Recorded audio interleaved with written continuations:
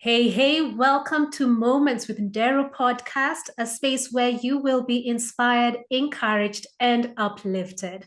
Wherever you're listening or tuning in from, I want to appreciate each and every one of you. So today's guest is a tax advisor from New Jersey, USA. With 19 years of experience, she has fearlessly tackled corporate accounting, individual and corporate taxation, and IRS audits. As an enrolled agent, she has the superpower to represent taxpayers before the IRS. Beyond numbers, she has an outgoing spirit which leads her to teach financial wisdom to teens and adults. When she's not conquering the tax and financial world, she finds solace on the beach, embracing the sun and the waves. Welcome onto the show, Teszra. Hello, thank you so much for having me. I'm truly honored to be here. Awesome. So, what's your earliest childhood memory? Let's see, my earliest childhood memory was of me in my crib, and my brothers were taking it apart. I remember watching them with screwdrivers, like taking it loose. I believe I was 2 years old at the time. That it makes me laugh every time I think about it because my brothers love to take things apart, and that was like the first thing I remember them doing, trying to break me out. But it's so amazing how you're remembering something way, way back when you were 2 years old.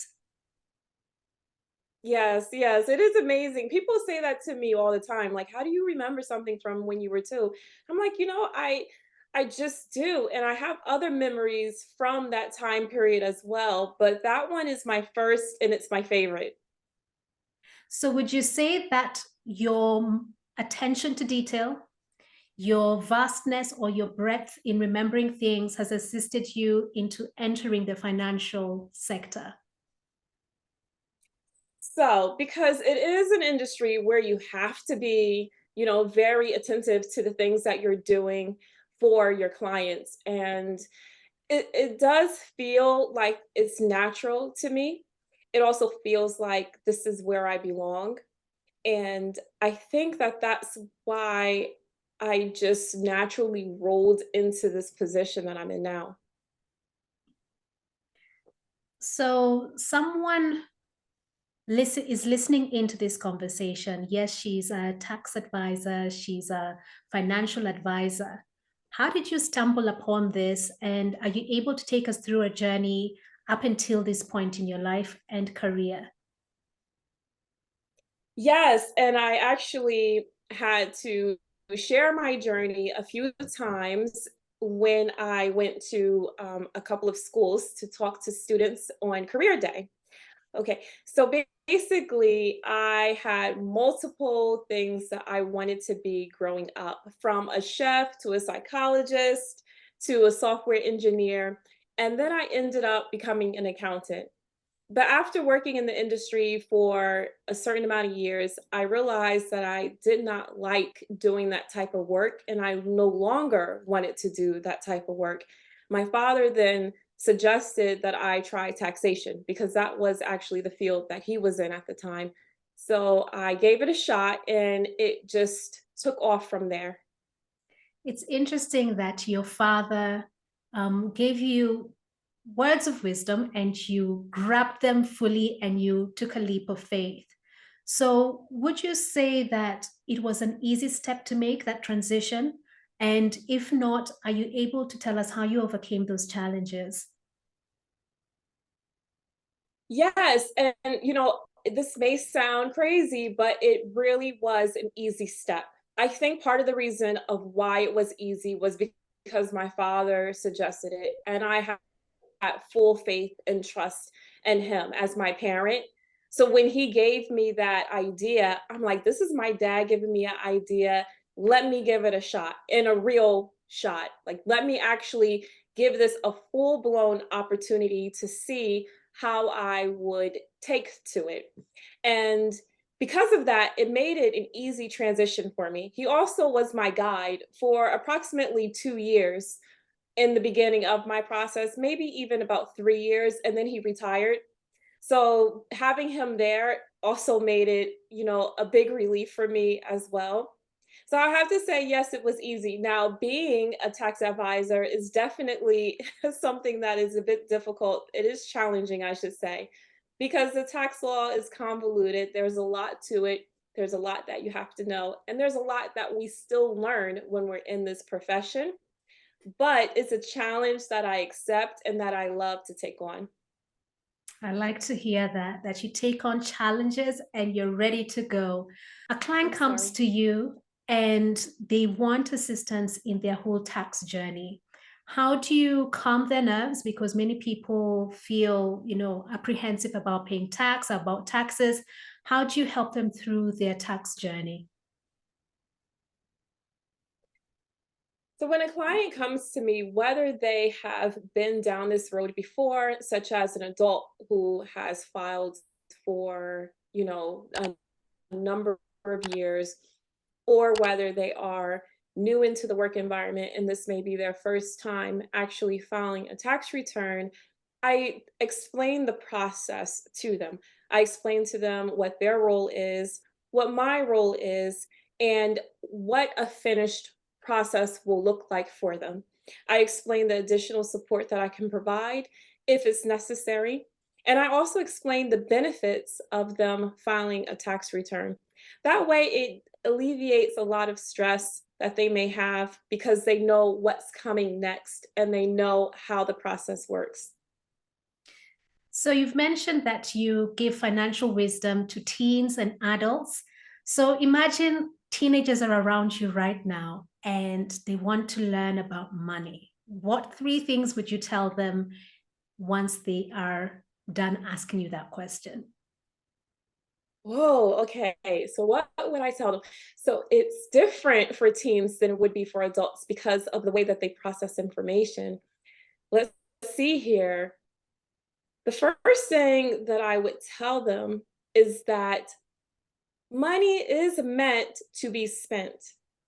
And it doesn't necessarily mean that you have to spend it on items, but you could spend your money so that your money can make money for you.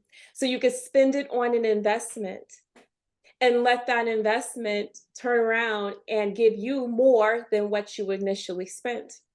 Or you can spend it on something that you enjoy or an experience that you would like to have, right? So things should come in moderation. You don't want to be too much here on this end and not enough on the other end. Maybe there's no such thing as a perfect balance, but you do want a well rounded plan. Let's see, the second thing that I would mention to them about money is that you don't want to forget the important things in life because before there was currency, corn was the median of exchange. So you want to always stay grounded and remember the important things in life and that things are more important than money. Money has not been around as long as humans have been around. So stay grounded and stay focused on what your goal is and don't let money dilute that image or that goal that you have. The third thing would be don't be afraid to ask for your worth as far as what the task is. Now, when the term can be know your worth and ask for your worth, right?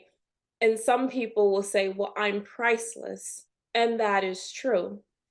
But there is still a price that you would put on a service or a product. And don't be afraid to know what that value is and to be able to ask that value from your customer or your client because it's important to give quality but also receive the value of the quality that you're given. And I know a lot of times people struggle with knowing that they should charge a price that represents the quality that they're giving. It's interesting what you shared, even if it was for the context of teenagers, can be applied to us as adults, because sometimes we forget that it's important to know our worth, and it's important to put a price to what we are offering.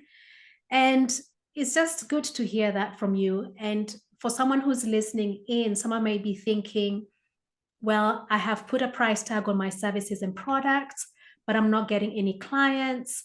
Um, I don't feel like I'm of value. How would you encourage them to know that it's okay to stand in your worth and to know your worth? You know, it's something that comes with practice. It may feel weird in the beginning, and you may feel like, I don't deserve this dollar amount, or I'm not worthy of this price. But the more you do it, or the more you make that price clear to your customer or your client, the more comfortable you will feel. Also, when you start seeing the transition that your client is going through by having your services or your products, it helps you see the value in it as well. Because sometimes people don't see the true value in it because they may not be tracking the progress of their clients. Say, for example, someone that may have a skincare product, and over time, if you're tracking how your client's skin is improving with the use of your product, you may then say, you know what, I actually have a very good product that is worth this dollar amount. And it makes you more confident in it, it makes you believe in it, and it makes you respect yourself and gives you the ability to be confident when you're asking for your price. I find that very interesting. We don't track our clients' journeys. Once we make the sale, once we close the project, it's like I'm done, money is in the bank. I don't need to track my client's journey. So that's a really great nugget where someone can track the client's journey and just pick insights through it all. And as you've said, if you have a skincare product, you can say, actually, I do have a great product and I can actually, raise the price, and I have data to actually validate that. Yes, very true. And to add on, when you're tracking a customer's journey, you may find that they're not receiving the progress, or they're not getting the transition or the progress that you intend for them to get. And with tracking it, you can now improve your product or improve your service so that they can begin to receive that type of transition. And it will also give you confidence to increase your price as well. So even if your product right now isn't where you feel it needs to be, you can get it to where it needs to be by knowing where the flaws are and where improvements are needed. Now, nothing's perfect. So I don't want you pulling your product or your services apart and nitpicking and trying to find out what's wrong with it when sometimes good is good enough. But if you truly feel that you need your clients to have a specific transition and they're not receiving that transition, then you can make those improvements to get them in that realm, or in that you can make those improvements to get them in line with the journey that you need them to be on. I like that.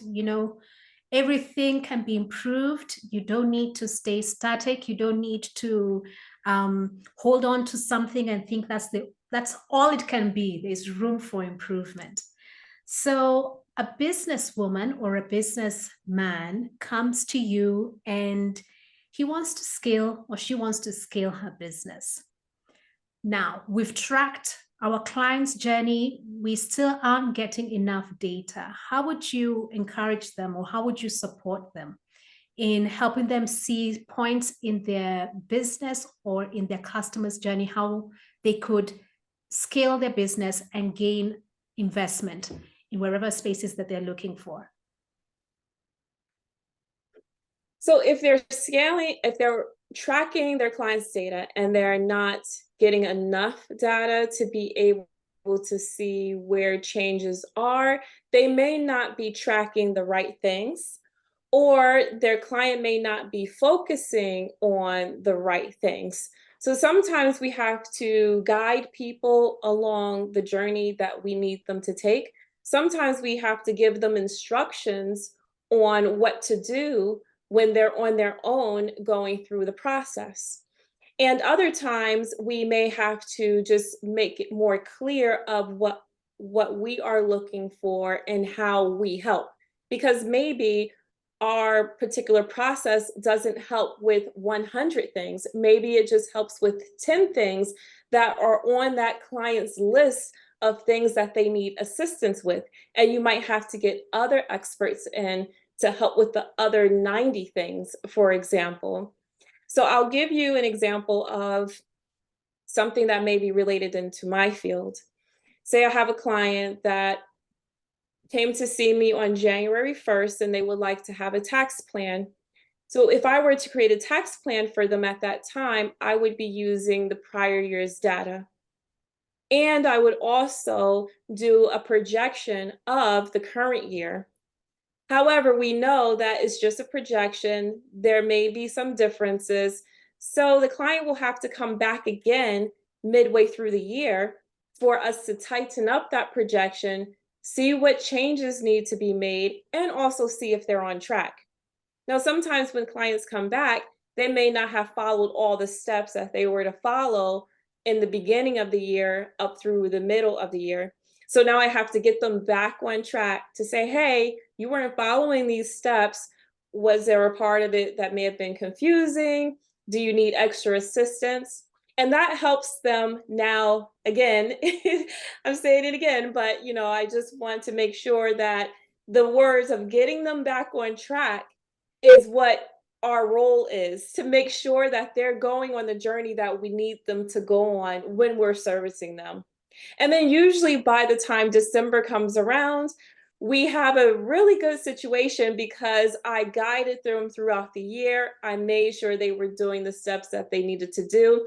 And we were doing checkpoints to see, does this need to be changed and adjusted, or is this accurate at that moment?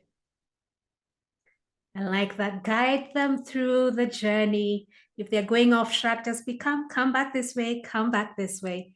So, what does it mean to be happy as an entrepreneur? For me, being happy is no matter what challenge I face, no matter how hard it is, I've never said, I'm quitting, I'm done, right? And I think that's because I find true happiness and joy in what I do. I smile when I wake up and I'm like, I'm about to go to my tax office and help people. And I literally like I enjoy doing what I do. When I talk to other people about it, I'm like, you should be a tax professional too, because it's fun, it's great, you change lives. People come to me and they thank me for how I help them sleep at night and take so much stress.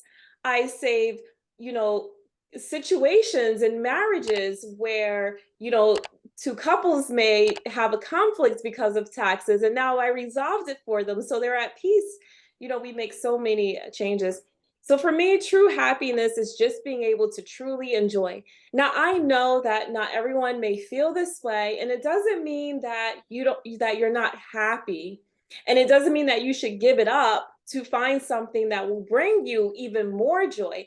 It just may mean that you might be in a season of being just satisfied, or being content, but that's your season for it. It doesn't mean jump ship, right? It just means continue to strive on and still find joy in the little things, and eventually the great joy will come back to you. Yes, be content in the season that you're currently in the situations that you are facing.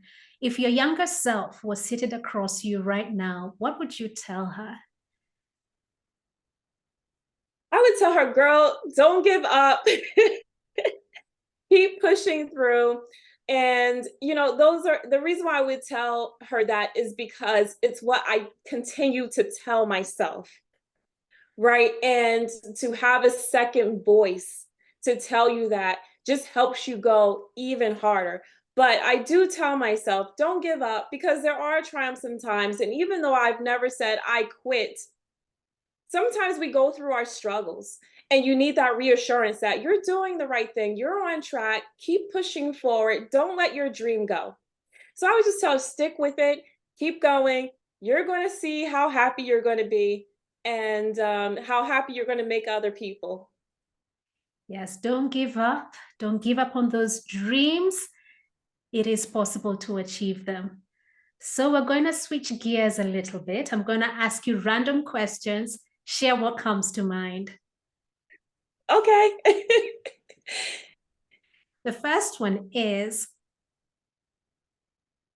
you've been given an elephant, right? And you can't get rid of it. What would you do with the elephant? I would make sure that I have enough land and resources to take care of the elephant. And I don't know anything about taking care of one. So I'm going to reach out to my community and let them know I have this elephant. I cannot get rid of it. And that means that we are all going to have to take care of it and make sure that it's receiving the care and food and exercise and love that it needs. And I'm going to make sure that I have the right team to take care of that elephant, including myself. I really love that response. You know, when we don't know what to do, it's okay to ask for help. It's okay to reach out to your community and for them to support you in what you're doing. I like that. The next one is, if you could use one word for the rest of your life, what word would you choose? Thank you. Is that 2 words though? No, it's one. Thanks. Well, okay, but it has the same It's a message. phrase. Yeah, Same message. Thanks. I like that. I feel always necessary to thank people for the time that they spend, the contribution that they spend, the love that they give, the help that they give, everything. And saying thanks helps. And just by saying thanks, someone may say, okay, let me do more for her. She just said thank you to me, because I think that a lot of people forget to give thanks. Totally.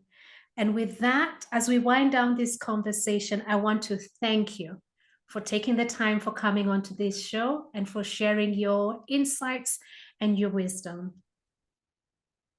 Thank you so much. Thank you for having me. I truly appreciate that I'm here. And with that, is there any last thought that you want to share with the listeners or anyone watching out there? Yes.